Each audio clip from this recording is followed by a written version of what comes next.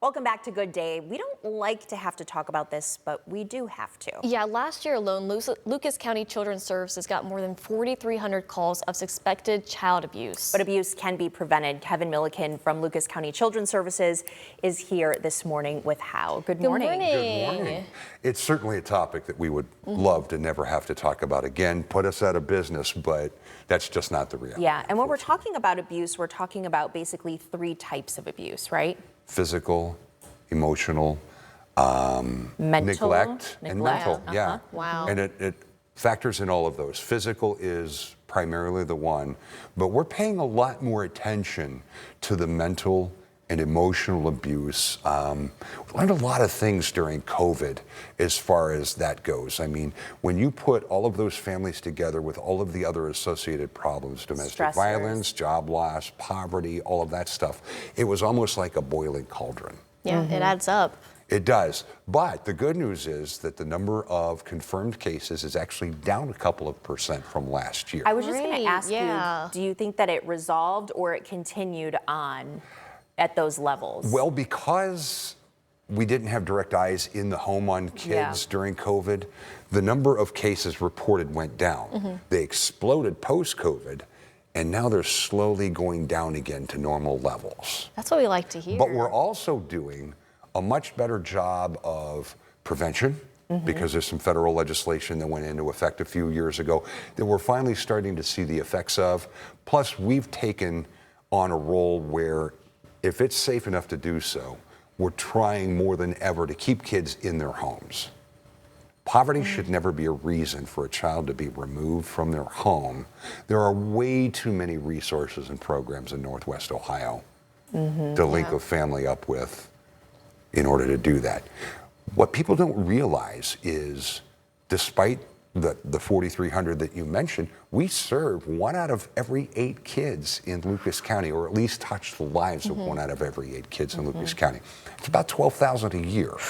And that's through in-home services with kinship caregivers and other means that people may not be aware of. One of the key words you mentioned, though, was reported when you're talking about the numbers. So there's a whole other set of numbers, I'm sure, that do not get reported. Don't even know. What are you asking from the community when it comes to this? Because I know people can be sensitive about this. They don't want to cause trouble. They want to keep in mind, you know, what will happen to a child if they do need to be removed. What is your advice on something like that? If your sense is as a parent that something's not right, call us anyway. We'll investigate it. We have done a much better job at the front door of sifting through those and separating out the ones that may just need programs and services to stabilize the family. That may be all they need. We call those a family in need of services. And we did 450 of those type of cases last year.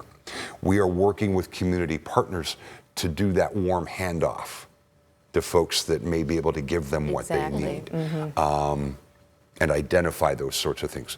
When you call 419-213-CARE or 2273, we've got very specially trained call takers who ask a battery of questions that give them a fuller picture, and then they can discern from there. It may need a preliminary investigation, but it doesn't rise to the level of abuse or removal of the kids. There are certain things we can do in that intervening gray area to keep it from becoming a formal case. It's kind of better to be safe rather than sorry, which is why you guys are stepping in this week. We got a special day coming up. Right, wear blue, which is representative. We want you to, if you see something, say something. You know, we don't want to lose people in that vein, but we're trying to do a better job of outreach with training mandated reporters on those. But this is a big time Ohio thing, Wear Blue Day. It's really exploded on us to show support. And it's that annual reminder, because it's really easy to go to the back of your mind and be forgotten about, that please, let's all work together to prevent child abuse. We can't do it alone. We need the whole community, both from a report child abuse, well, that's one of my favorite T-shirts. Children should be seen and not hurt. I like So One on of a the day ones- like this, are you thinking that on a Wear Blue Day, people may say, well, what's that going to do to help with child abuse? Is it really about getting a conversation started, or what are you hoping to accomplish? Absolutely. You know, and people are like, okay, well, what constitutes child abuse? And they can go to our website, lucaskids.net, and, you know, it's a quick 15-minute read.